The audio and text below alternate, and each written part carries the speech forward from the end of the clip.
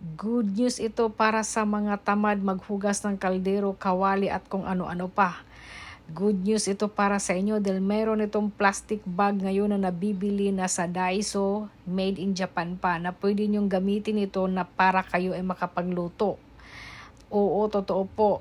Kahit pumunta po kayo ng Daiso ngayon, parang nag-news lang, charis. Ito ay pwede nyong gamitin sa pagluluto, pwede ninyong gamitin din na panglagay ng mga pagkain para ilagay sa freezer, and then pwede nyong gamitin din para ipaghalo-halo ang mga ingredients kung ano yung niluluto nyo. 30 piraso yung nakasulat. Bumili talaga ako nito dahil minsan nasasapian ako ng mga katamaran sa buhay. Ito ay pwede mong gamitin hanggang 110 Celsius lang ang init. And then kung sa freezer naman ay minus 30 Celsius lang ang init. Hanggang dyan lang. Kung ano yan nakasulat, dyan lang. Huwag nang sobra kasi kung sobrang init ay matunaw yan sigurado.